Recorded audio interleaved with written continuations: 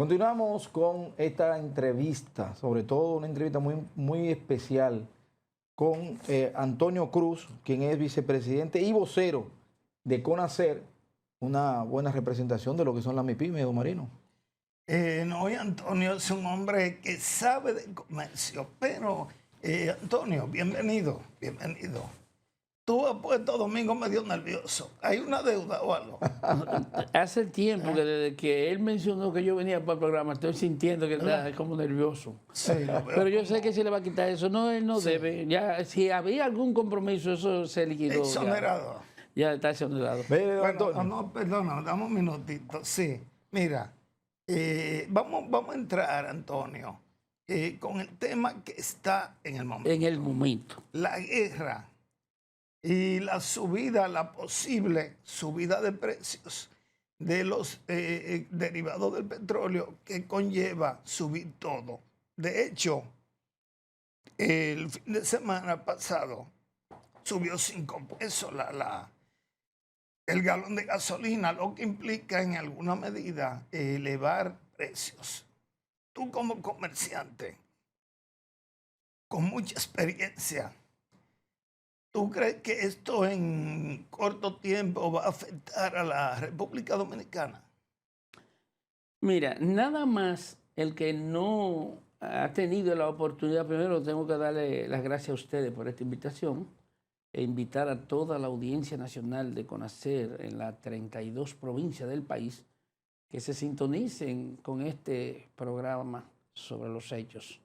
Entonces, en ese sentido, nosotros tenemos que decir que nada más el que no se detenga a hacer una investigación de lo que implica el problema de Medio Oriente con Estados Unidos, simplemente no está en sintonía con lo que puede pasar. Nosotros dependemos mucho de lo que es la economía de los Estados Unidos.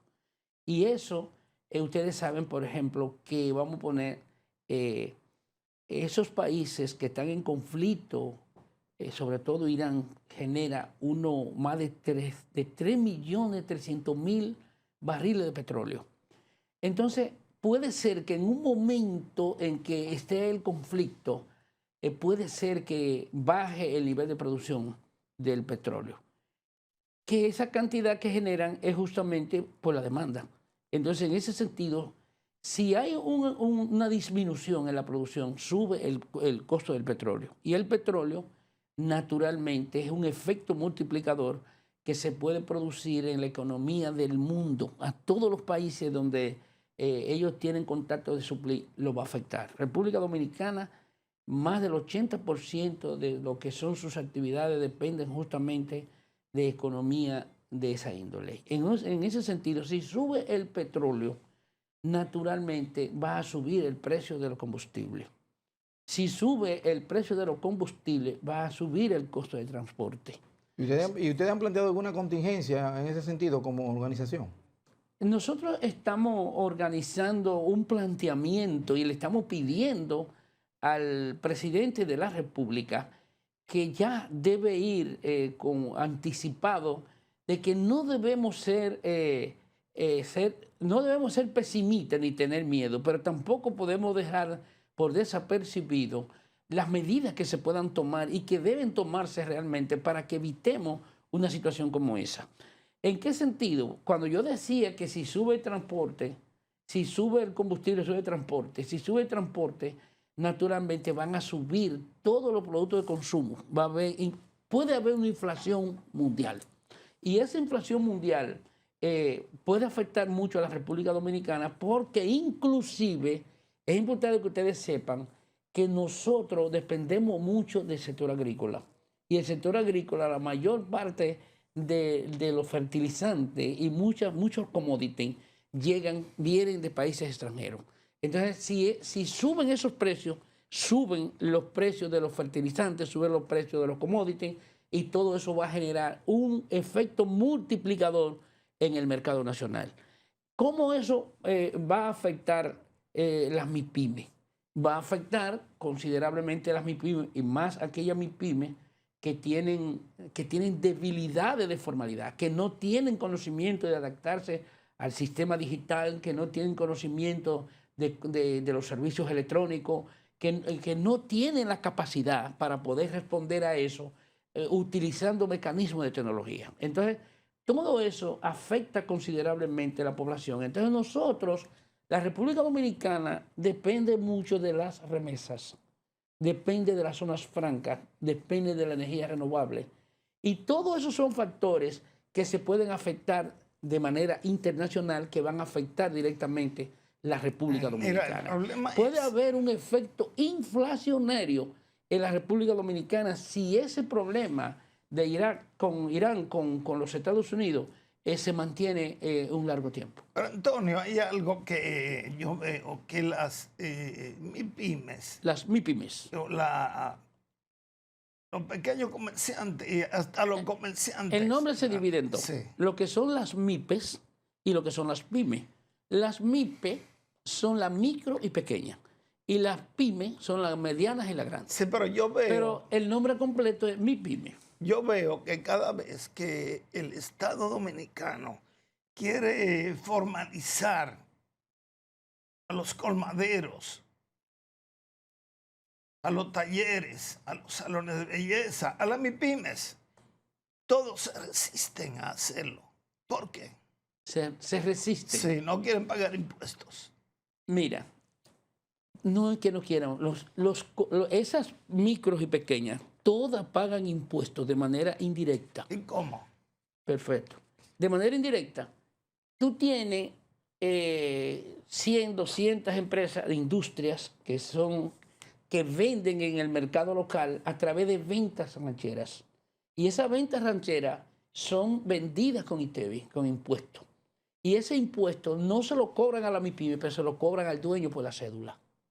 Entonces el dueño compra con la cédula, porque impuestos internos tiene el número de cédula de todos los dueños de negocio. ¿Qué es lo que hacen esas MIPYME? Que pagan ese impuesto, pero no declaran. Las MIPYME lo que no declaran, la micro y pequeña lo que no declaran, la mayoría. Pero no es que no pagan impuestos de manera indirecta.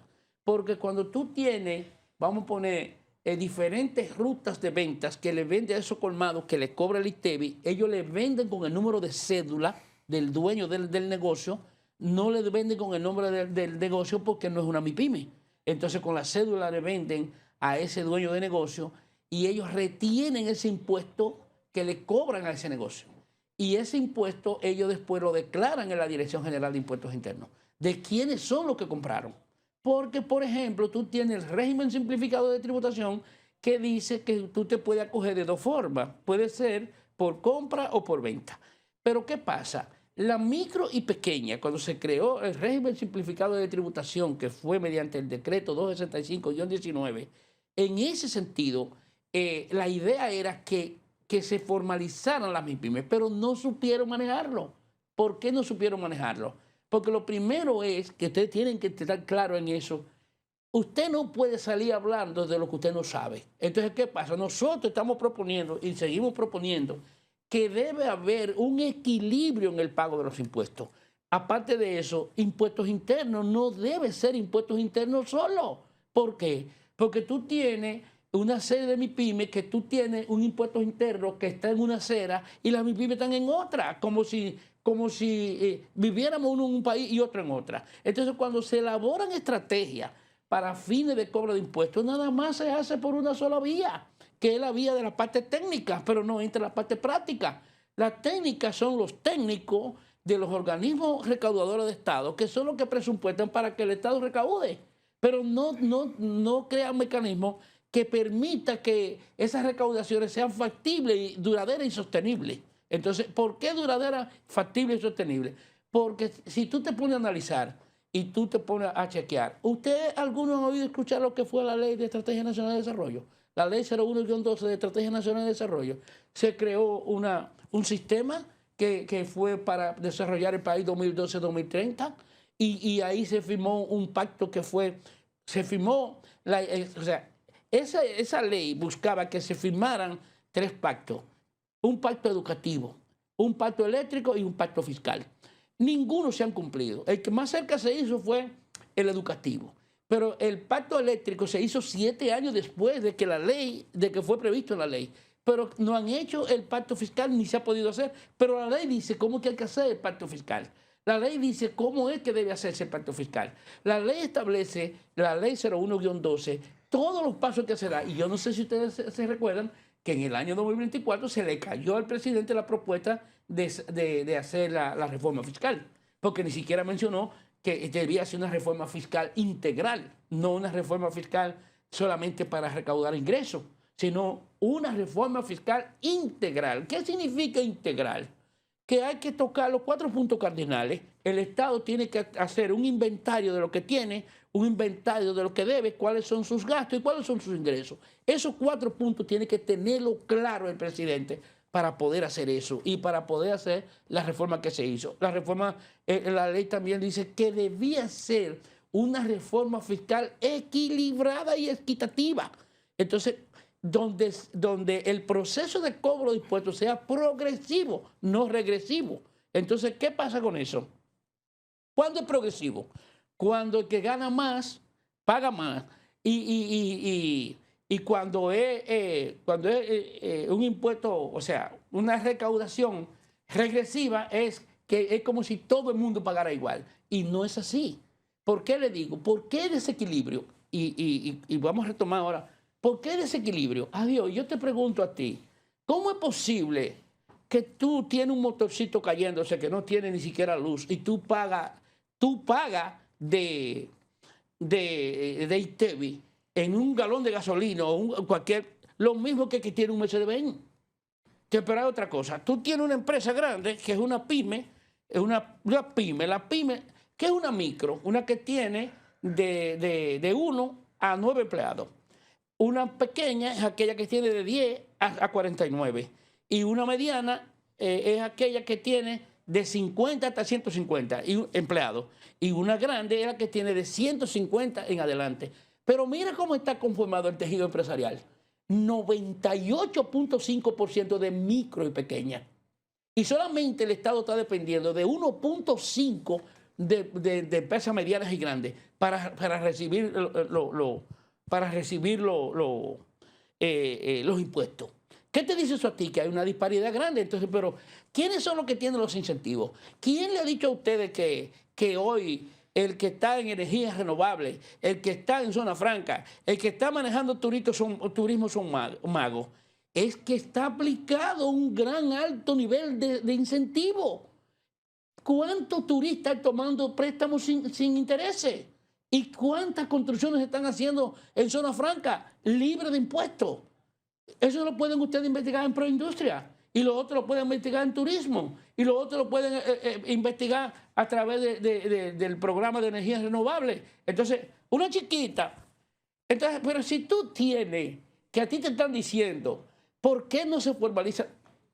Hay una encuesta que se hizo recientemente, que es la encuesta 2022-2023, Banco Central y Ministerio de Industria, Comercio y MIPYME. ¿Qué se buscaba con ello? Se buscaba obtener una información. ¿Cuál era la información?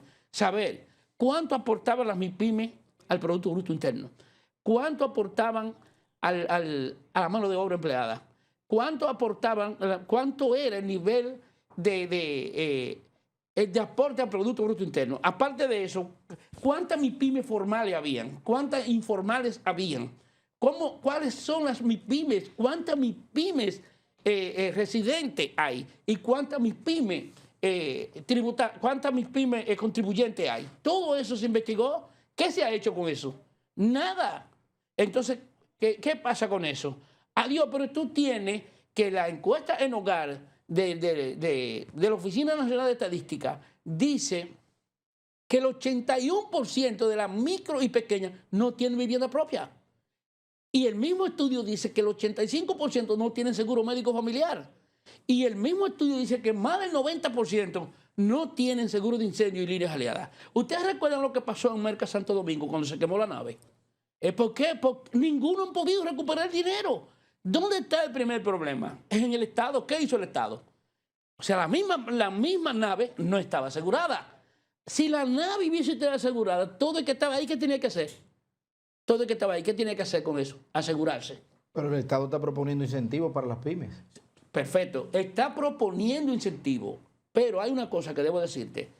A mí me gustaría que ojalá ustedes toquemos la propuesta que me gusta, porque como nosotros en el programa nuestro, que se llama Primero las MIPYMES, y que trabajamos justamente para la formalización de las MIPYMES, nosotros, el presidente anunció el día 27 de febrero que iba a trabajar para formalizar 350,000 MIPYMES entre los años 2026 y 2028. Bien, Vamos a hablar de a la eso. pausa. Vamos a la pausa. Sí.